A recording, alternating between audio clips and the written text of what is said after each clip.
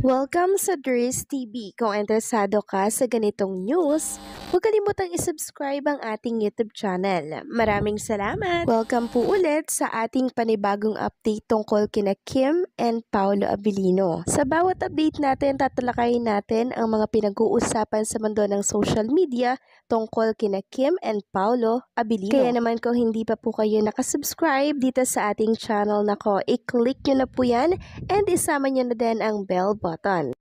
So ayun, welcome back again sa ating YouTube channel mga ka-Kim Pao, and sa update nating ito ang pag-uusapan natin ay tungkol sa mga importanteng ganap kina Kim and syempre kay Paolo Abilino.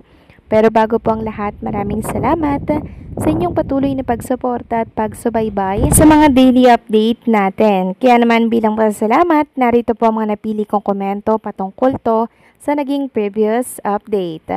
Unang komento mula po ito kay Ginang Lydia Esteban. Sabi niya, "What about Kim? Dapat kilatisin din ni Kim si Paolo kung sincere sa kanya. Bakit si Paolo lang ba ang dapat magsigurado kay Kim? Vice versa, because we know Kim pag pumasok relationship ay loyal. Kaya dapat si Paolo ay umamin din. Hindi na lang laging si Kim, unfair. We love po our Chinita Princess kasi later on, pag nagkaroon ng anomalya, sabihin ni Paolo wala naman siyang pag-amin, only Kim. Baka maging katulad ng Jay na deny niya." Thank you so much sa komento, Ginang Lydia Esteban. Yes, dapat dalawa syempre sila nga amin. Hindi pwedeng si Kim Chiu lamang, diba? Or hindi pwedeng si Paolo Abilino lang. Dapat vice versa, silang dalawa yung umamin dito. 'Di ba? Pero kahit hindi sila umamin mga ka-Kim Pao, kitang-kita naman natin sa kilos ni Kim and Paolo Abilino. So sabi ko nga po, bonus na lang yung pag-amin ni Kim and Paolo kasi sagot na yan base sa mga kinikilos po ng Kim Pao. Napaka-clear, napakalinaw mga ka-Kim Pao kung anong meron sa kanila. At maging tayo, di ba, kita natin yan. At maging ng mga katrabaho po ni Chinita Princess sa showbiz industry, lalo na po sa It's Showtime, nakikita kung gaano kasaya si Kim Chiu pagkasama po si Paolo Abilino. So dun pa lang mga ka-Kim Pao, napakalinaw po nun. And also, wag po kayong mag-alala ng Lydia kasi si Chinita Princess ngayon matalino na po siya mga ka-Kim Pao. Alam niya pong kilatisin ang mga lalaking seryoso at hindi po sa kanyang pakiramdam, sa kanyang feeling po, 'di ba? And hindi naman siguro sasama si Chinita Princess kay Paolo Abilino kung napapansin ni Chinita Princess na red flag si Paolo Abilino. 'Di ba? So napansin niya din po na sincere si Paolo sa kanya, 'di ba? Kaya po si Kim Chiu ay palagay loob na din po kay Paolo. So silang dalawang nagkakaintindihan yan mga ka-Kim Pao. So maraming salamat sa komento. God bless at mag-iingat po kayo. At ang next comment naman mula po kay Ginang Norma Dayag. Sabi niya, "There is yung caption mo na hindi magpapakasal or hindi mapapakasalin ni Pao si Kimi. Di kasi ako nakikinig sa iyo kanina. Kaya di ko naintindihan. Kaya paki-explain ulit, there is for what reason. Eto na naman ako, naghahanap ako ng valid reason from you, there is. Sana ipalabas sana ito ng medyo maaga kung gabi kasi bawal sa aming mapuyat na mga seniors. DY, there is responding to my query, love na love ko kasi at di ako magpapanatag if di ako clarified sa isang issue that affect them. Ikaw si Chika tweet na lang ang binabasa ko yung legit vlogs nyo.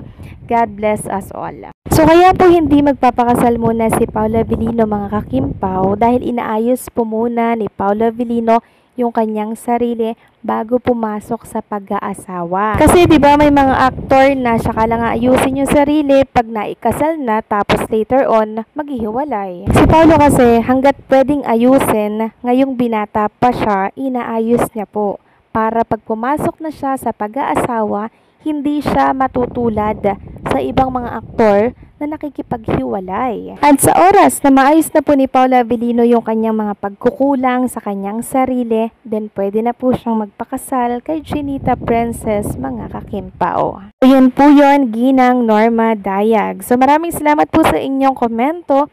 God bless and mag-iingat kayo palagi. So ito na nga, pag-usapan na natin mga kakimpaw ang mga topic na nakalap natin sa hapong ito or sa gabing ito ng Martes. At ipapasilip ko nga sa inyo itong ilang mga kaganapan kay Kim and Paolo Avellino dito po yan sa Cebu. Ito po yung ilang kuha ni Chinita Princess. Mula po ito sa ilang mga Facebook page at i-share ko lang po ito sa inyo. Ayan po, napaka-sexy ni Kim Chiu. Nakamaong po siya ng short and naka-maroon ng t-shirt.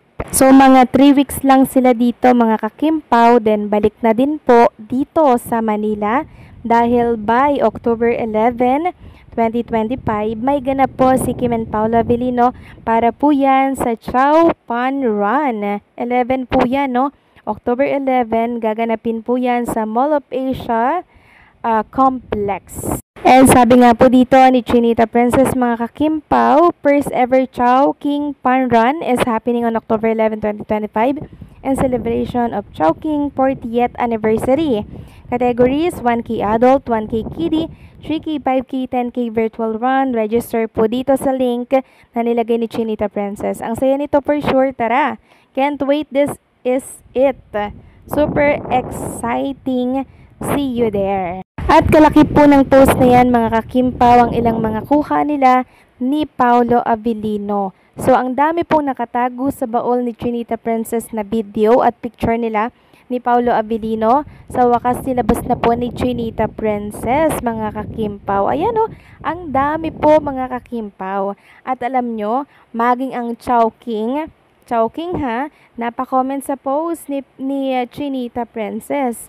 Sabi nga po dito ng Chowking, excited to see you at the Chow Pan Run, Kim and Paolo. So, eto po yung race kit inclusion. May t-shirt, may bag, tapos meron pong pa-medal mga kakimpaw. Kaya register na po kayo, okay? At right after nga po na inilabas ni Chinita Princess itong mga video nila ni Paolo Avellino, sabi po ng mga Kimpaw fans, gaano pa kaya karaming picture at video ang nakatago? #Kimpaw. Pwede ninyo namang i-upload para mabawasan. So, ang daming kinilig mga kakimpaw sa mga video na inilabas po ni Chinita Princess kanina. Grabe, iba't ibang places yun mga kakimpaw at tas pinagsama-sama ni Chinita Princess. Sabi pa nga ng isa dito, love language running daw si Kim and Paolo Avellino. Watching Kim and Pao side by side, you see a joy so genuine, a contentment so quiet yet so powerful. No grand gestures, no loud words, just the kind of happiness that speaks straight to the heart. Yes, mga kakimpaw, sobrang contented po sila sa isa't isa and feel ko talaga may forever kay Kim and Paolo Avellino. Talagang sa simbahan po ang tuloy nito mga kakimpaw pag ganito ka-inlove ang isa't isa, di ba? So anong sa inyo dito mga kakimpaw? Please comment down below.